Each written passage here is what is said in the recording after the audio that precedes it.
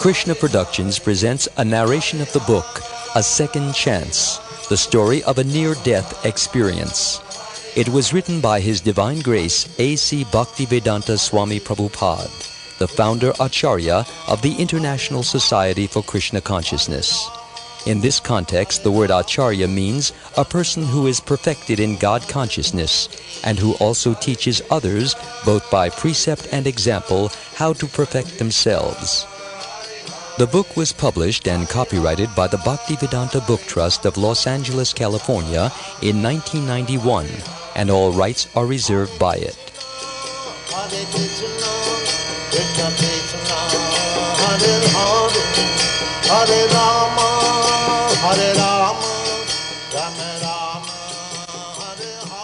And now I, Amala Bhaktadas, the narrator, offer my respectful obeisances to the lotus feet of my spiritual master, Srila Prabhupada, who is very dear to Lord Krishna, having taken shelter of his lotus feet. Srila Prabhupada, through his numerous books, recordings, and disciples, is kindly preaching the message of Lord Chaitanya Mahaprabhu and delivering souls all over the world from the clutches of impersonalism, voidism, illusion, and ignorance. May he be pleased to inspire this humble narration with his spiritual potency, so that all who listen to it may be helped to develop pure, ecstatic love of God and return home back to Godhead, to engage in eternal devotional service.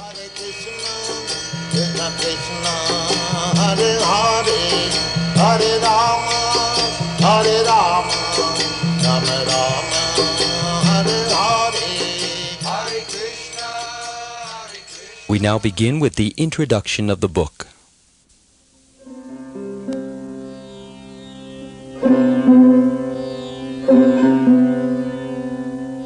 As the sinful Ajamil lay on his deathbed, he was terrified to see three fierce, human-like creatures coming to drag him out of his dying body and take him away to the abode of Yamaraj, the Lord of Death, for punishment.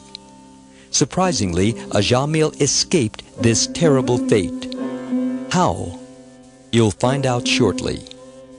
You'll also learn many vital truths about the fundamental nature of the self and reality, so you can better prepare yourself for your own inevitable encounters with death and dying. Even today, people momentarily on the verge of death report encounters like Ajamil's, lending credibility to the idea that there is life after death. In 1982, George Gallup Jr. published a book called Adventures in Immortality, which contained results of a survey on American beliefs about the afterlife, including near-death and out-of-body experiences. 67% of the people surveyed said they believe in life after death, and 15% said they themselves had had some kind of near-death experience. The people who reported a near-death experience were then asked to describe it. 9% reported an out-of-body sensation, and 8% felt that a special being or beings were present during the near-death experience. The Gallup survey is intriguing, but it leaves unanswered this basic question. Is there any scientific evidence for near-death experiences, particularly of the out-of-body type? Apparently there is, from studies of people on the verge of death who, while supposedly unconscious, accurately report events relating to their physical body from a perspective outside it. Heart attack patients, accident victims, and soldiers wounded in battle have reported such experiences.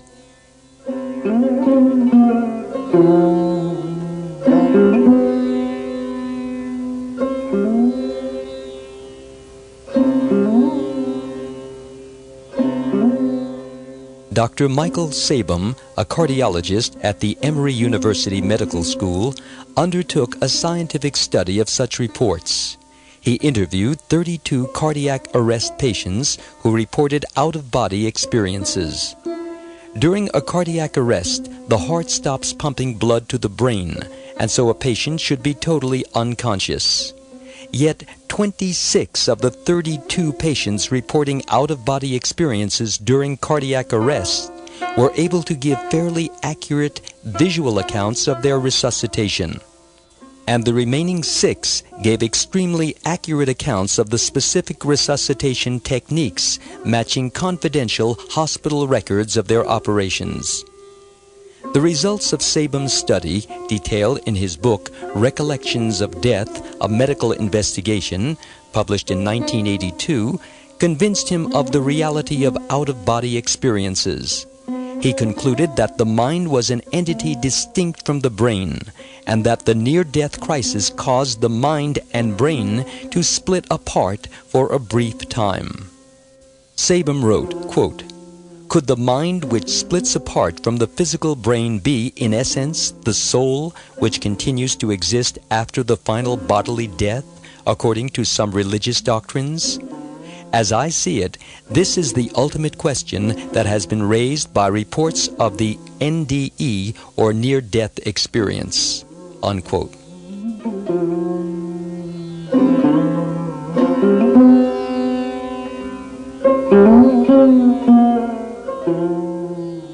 The true dimensions of that ultimate question are thoroughly explored in A Second Chance by His Divine Grace A.C. Bhaktivedanta Swami Prabhupada, the founding spiritual master of the International Society for Krishna Consciousness. Thousands of years ago in India, the history concerning Ajamil and his near-death experience was related by the great spiritual master Shukdeva Goswami to his disciple King Parikshit.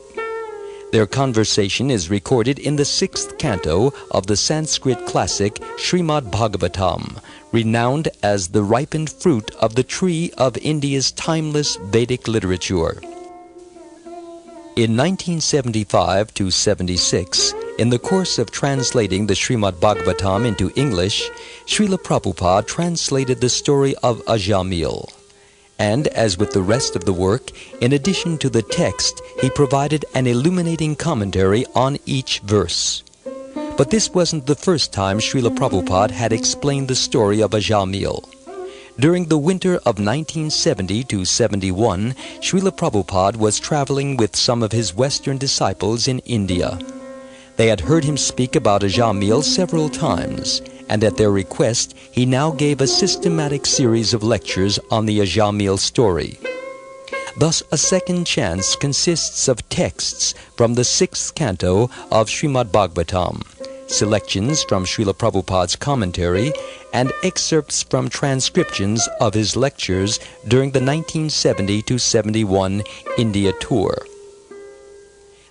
The history of Ajamil is dramatic, powerful, and engaging, and the sharp philosophical and metaphysical debates that punctuate the action as Ajamil confronts the messengers of death and finds deliverance are bound to excite the interest of those concerned with life's deepest questions. Signed, The Publishers.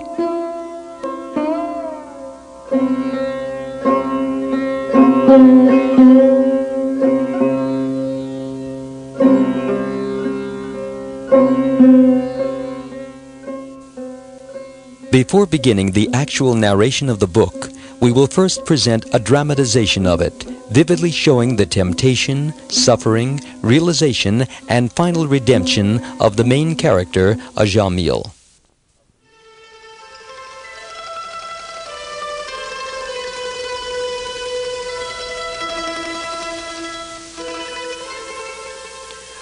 My name is Ajamil, and I once lived in the city of Kanyakubja, India, many thousands of years ago. I was a young, upright Brahmin priest, but one day I fell from the path of spiritual life and lost all of my good qualities. Let me tell you about it.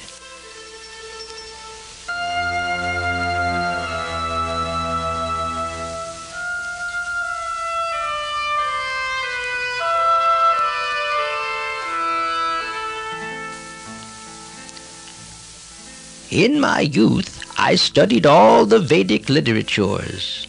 I was a reservoir of good character and conduct. I was very mild and gentle, and I kept my mind and senses under control. I was always truthful, knew how to chant the Vedic mantras, and was very pure. I always showed proper respect to my spiritual master, guests, and the elderly members of my household. Indeed, I was free from false prestige. I was benevolent to all living beings and never envied anyone.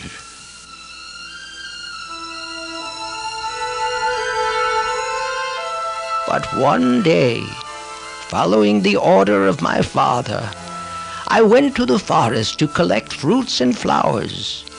On the way home, I came upon a very lusty, low-class man, shamelessly embracing and kissing a prostitute.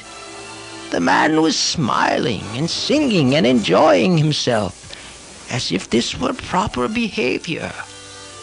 Both the man and the prostitute were drunk. The prostitute's eyes were rolling in intoxication, and her dress, it had become loose, partially exposing her body. When I saw this prostitute, the dormant, lusty desires in my heart awakened, and in illusion, I fell under their control. I tried to remember the instructions of the scriptures, and with the help of my knowledge and intellect, I tried to control my lust. But because of the force of Cupid within my heart, I was unable to control my mind. After that, I always thought of the prostitute, and within a short time, I took her in as a servant in my house.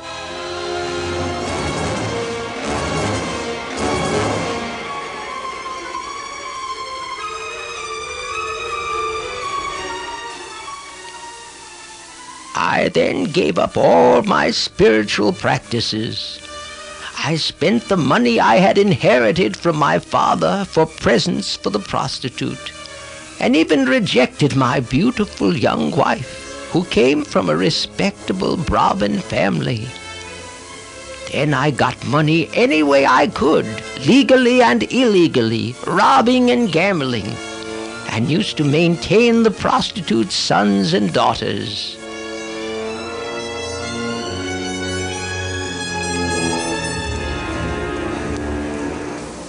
By the time I was 88 years old, I had fathered 10 sons by the prostitute. The youngest, a baby, was named Narayan, one of the names of the Supreme Lord Vishnu. I was very attached to my young son and derived great pleasure watching the child's early attempts to walk and talk.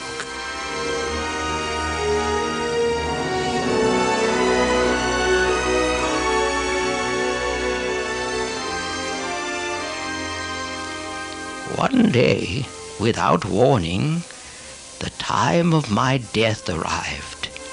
Terrified, I saw before me gruesome figures with fierce, twisted faces. These subtle beings, with ropes in their hands, had come to forcibly escort me to the court of Yamaraj, the Lord of Death.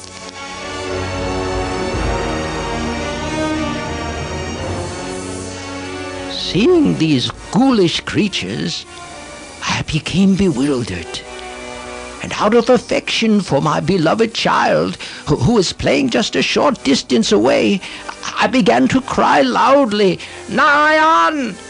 Narayan!" With tears in my eyes, weeping for my young son, I unconsciously chanted the holy name of the Lord.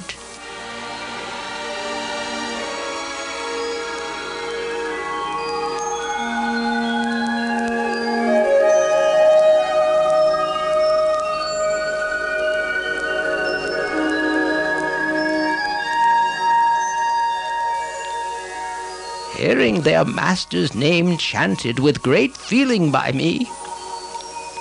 The servants of Lord Vishnu, the Vishnu Dutas, arrived within a second. They appeared like Lord Vishnu himself. Their eyes were exactly like the petals of a lotus flower.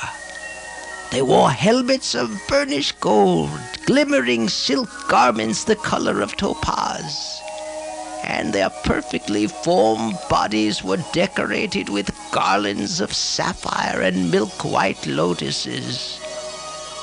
They appeared fresh and youthful, and their dazzling effulgence illuminated the darkness of the death chamber. In their hands they held bows, arrows, swords, conch shells, clubs, discs, and lotus flowers.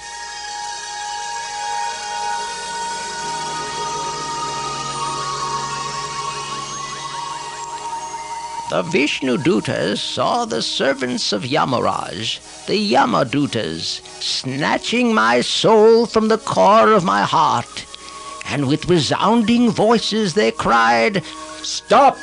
Stop!" The Yamadutas, who had never before encountered any opposition, trembled upon hearing the Vishnu Duta's harsh command and asked, "Who are you? Why are you trying to stop us? We are the servants of Yamaraj, the Lord of Death." The agents of Vishnu smiled and spoke in voices as deep as the rumbling of rain clouds. If you are truly the servants of Yamaraj, you must explain to us the meaning of the cycle of birth and death. Tell us, who must enter this cycle and who must not?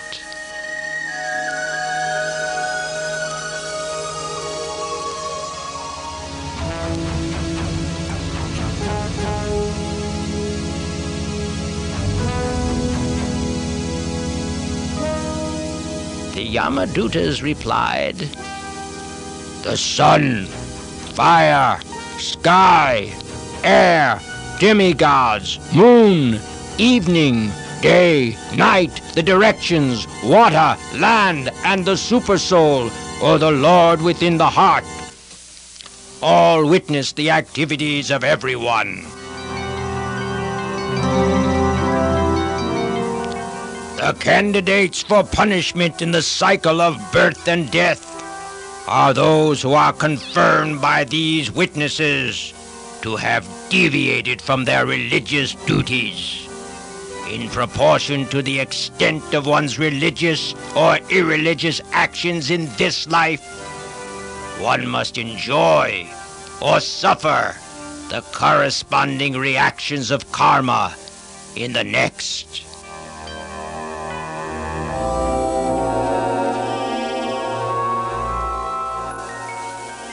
Originally, the living beings exist in the spiritual world as eternal servants of God. But when they give up the service of the Lord, they must enter the material universe, comprised of the three modes of nature: goodness, passion, and ignorance.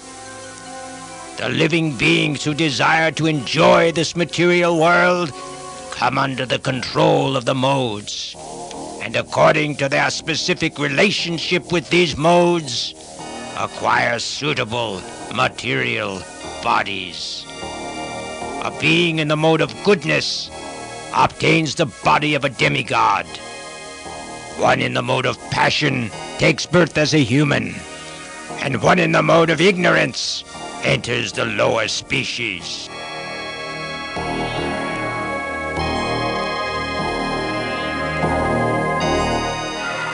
All of these bodies are like the bodies we experience in dreams. When a man goes to sleep, he forgets his real identity and may dream that he has become a king. He cannot remember what he was doing before he went to sleep, nor can he imagine what he will do upon waking. In the same way, when a soul identifies with a temporary material body, he forgets his real spiritual identity, as well as any previous lives in the material world. Although most souls in a human body have already transmigrated through all 8,400,000 species of life.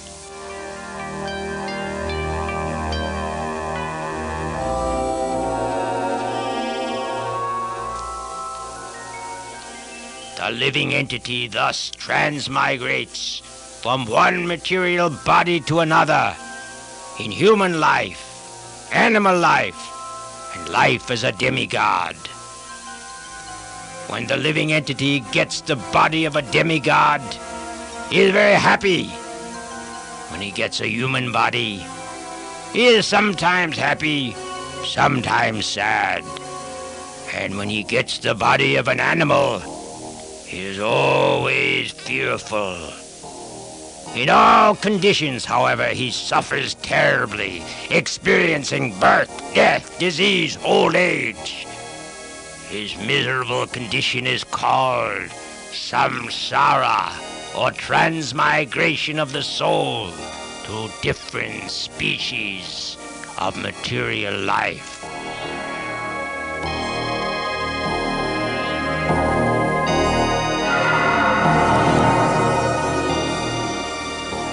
The foolish embodied living entity, unable to control his senses or his mind, is forced to act according to the influence of the modes of material nature, even against his own desires. He is like a silkworm that uses its own saliva to create a cocoon, and then becomes trapped in it. The living entity traps himself in a network of his own fruitive activities, and then can find no way to free himself. Thus, he is always bewildered and repeatedly dies and is reborn.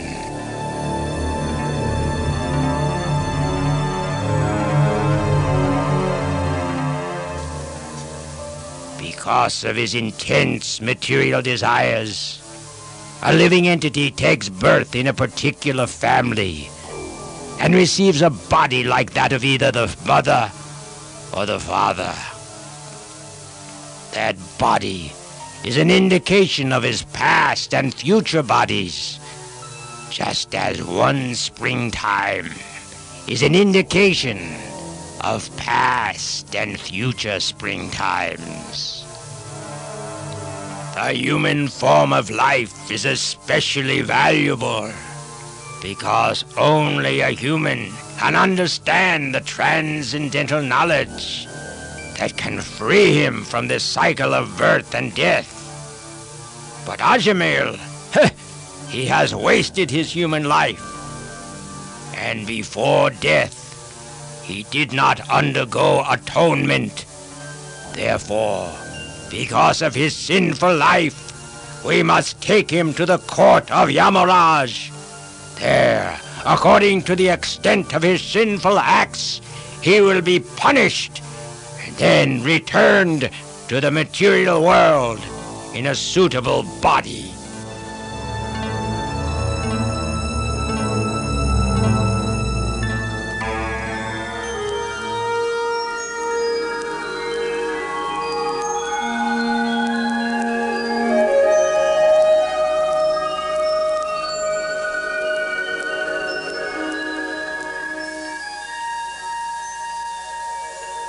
After hearing the statements of the Yamadutas, the servants of Lord Vishnu, who are always expert in logic and argument, replied,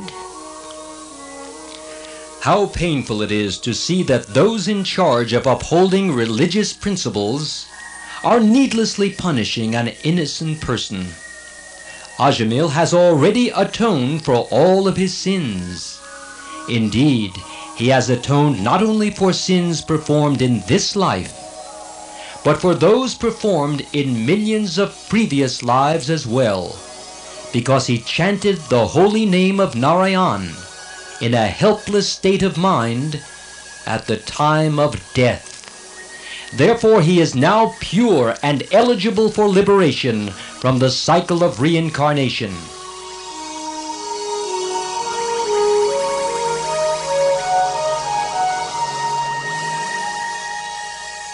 The chanting of the holy name of Lord Vishnu is the best process of atonement for a thief or a drunkard, or for one who betrays a friend or relative, for one who kills a priest, or for one who indulges in sex with the wife of his guru or another superior. It is also the best method of atonement for one who murders women, the king or his father, for one who slaughters cows, and for all other sinful men.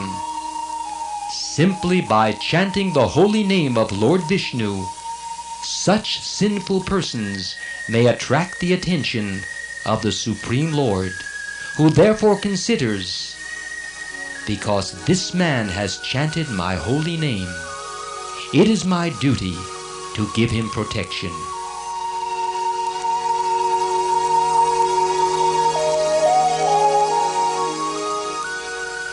One who chants the holy name of the Lord is immediately freed from the reactions of unlimited sins, even if he chants jokingly or for musical entertainment.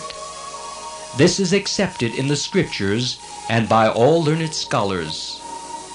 If one chants the holy name of Lord Krishna and then dies in an accident or is killed by a deadly animal, from disease, or by a weapon, one is immediately freed from having to take birth again. As a fire burns dry grass to ashes, the holy name of Krishna burns to ashes all of one's karmic reactions. If a person, unaware of the potency of a medicine, takes that medicine, or is forced to take it, it will act even without his knowledge. Even if one does not know the value of chanting the holy name of the Lord, the chanting will still be effective in liberating one from reincarnation. At the time of death, Ajamil helplessly and very loudly chanted the holy name of the Lord, Narayan. That chanting alone has already freed him from having to take birth again for his sinful life. Therefore, do not try to take him to your master for punishment by another term of imprisonment in a material body.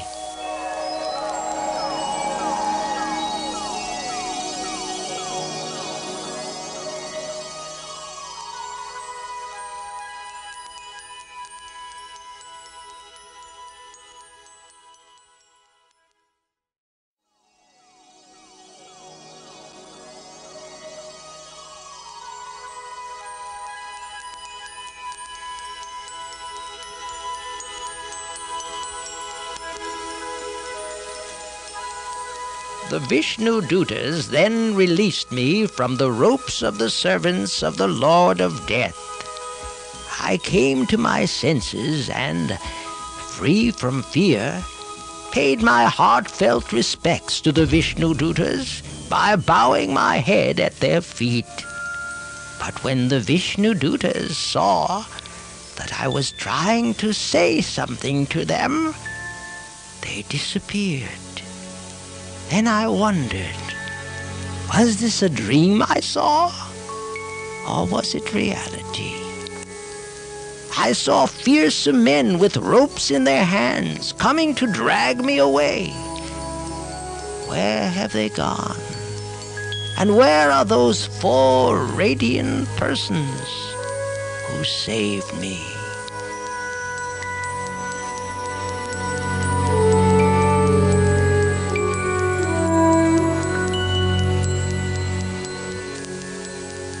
I then began to reflect on my life. Being a servant of my senses, how degraded I became. I fell down from my position as a saintly Brahmin, and begot children in the womb of a prostitute. Indeed, I gave up my chaste and beautiful young wife. What's more, my father and mother were old and had no other friend or son to look after them. Because I did not take care of them, they lived with great pain and difficulty. It is now clear that a sinful person like myself should have been forced in his next life to suffer hellishly. I am such an unfortunate person, but now that I have another chance, I must try to become free from the vicious cycle of birth and death.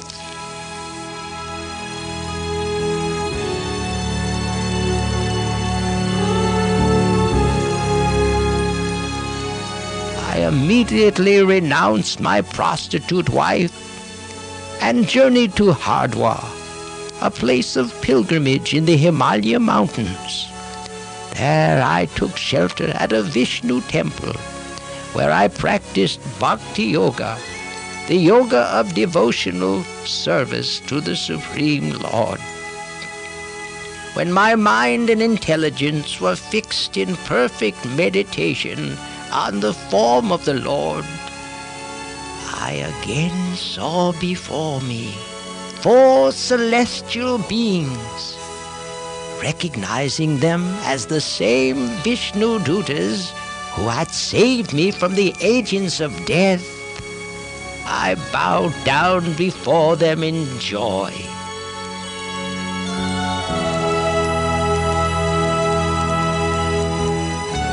There, at Hardwar, on the banks of the Ganges, I gave up my temporary material body and regained my eternal spiritual form. Accompanied by the Vishnu Dutas, I boarded a golden aircraft and, passing through the airways, went directly to the abode of Lord Vishnu, never again to reincarnate in this material world. And I hope and pray that all of you who have now heard my story will do the same. Hare Krishna.